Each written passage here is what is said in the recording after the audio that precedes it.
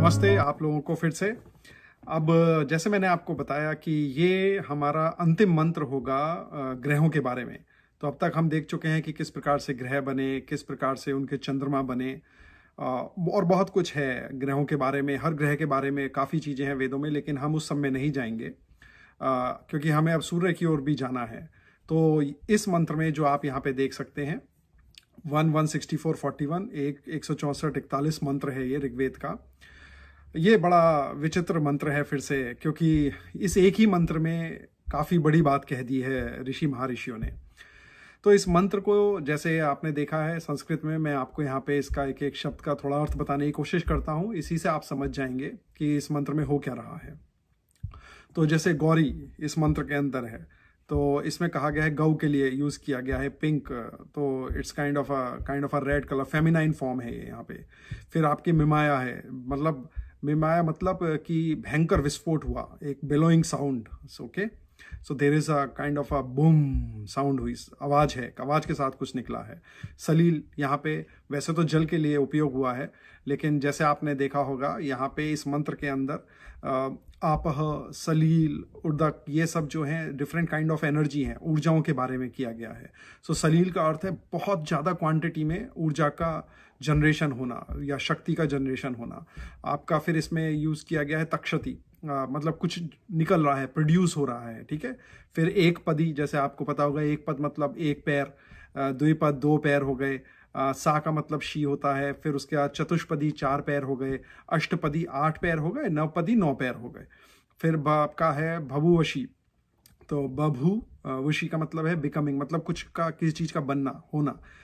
उसी प्रकार से आपका है सहस्र का शारा, तो इसमें क्या है थाउजेंड्स सिलेबल्स हैं, मतलब कोई चीज़ हजारों में जनरेट हुई, पॉपुलेट हुई, बनी, ठीक है।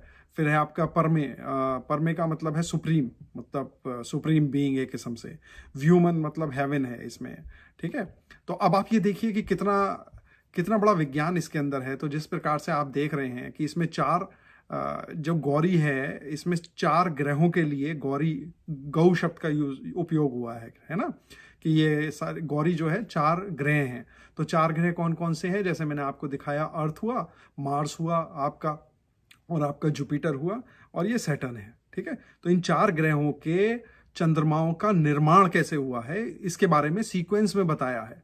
तो महर्षि और ऋषि महर्षि जो हैं बड़े बड़े, ये इस चीज को देख पा रहे हैं और एक ही मंत्र में इन्होंने सारा लिख डाला। आप ये देखिए, तो ये कहते हैं कि भाई एक भयंकर विस्फोट के कारण एक पदी, एक मून निकला, किसमें से, धरती में से।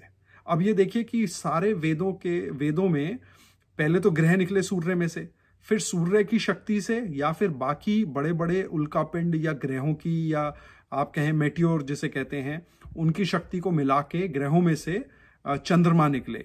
लेकिन बाकी कुछ ग्रहों ने चंद्रमा बाहर से भी लिए, क्योंकि जब विस्फोट हुआ था तो सिर्फ ग्रह ही नहीं निकले थे, बड़े बड़े उल्कापिंड, पेबल्स, डस्ट, बाकी चीजें भी सब निकली थी, है ना। फिर आप देख सकते हैं, जैसे मैंने आपको दिखाया है कि जब इसमें कहा गया है कि दो पदी, तो वो दो पैर किसके हुए, 2 फुट। यहाँ पे कहा गया है कि आपका जो मंगल ग्रह है मार्स, जिसके बारे में मैंने आपको अपने दूसरे वीडियो में समझाया है, उसके 2 पैर।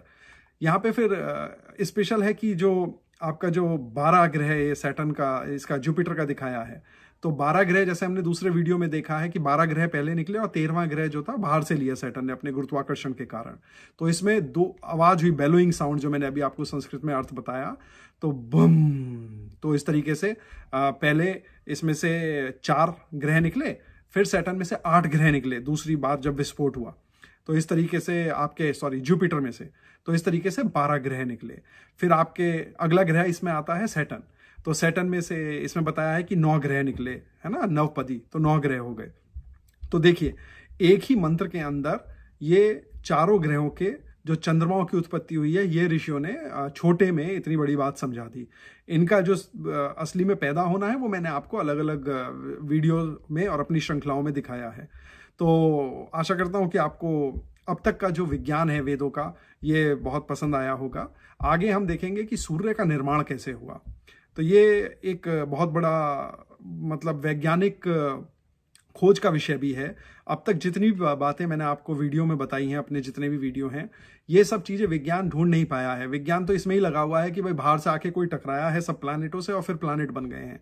और इसको बहुत तरीके से खंडन किया जा सकता है, वैज्ञानिक रूप से भी खंडन किया जा सकता है। इसीलिए आज तक किसी भी चीज़ को किसी भी रिसर्च को ये नहीं बता पाए कि भाई इस प्लानिट का ग्रह इसी प्रकार से बना है ना। तो ये एक सोच है। अब कोई अगर वैज्ञानिक सोच वाला व्यक्ति मेरे इस वीडियो को देखता है और आप अगर रिसर्च में इन्वॉल्व हैं, तो आप इस विचार को लेके पूरा एक गणित बना सकते हैं। आप जैसे ज्ञान भेजा जाए, उसको खोदा जाए, फिर उसके जितना भी कंपोजिशन है उसको चेक किया जाए। तो खैर ये रिसर्च का विषय है। हम अब आगे चलेंगे। इसी के साथ मैं विराम देता हूं। आशा करता हूं कि आप लोगों को ये पूरी एक श्रृंखला जो है अच्छी लगी। आप लोगों को बहुत बहुत धन्यवाद। वीडियो को लाइक कीजिए, शेयर कीजिए और सब्सक्राइब करिए। धन्यवाद।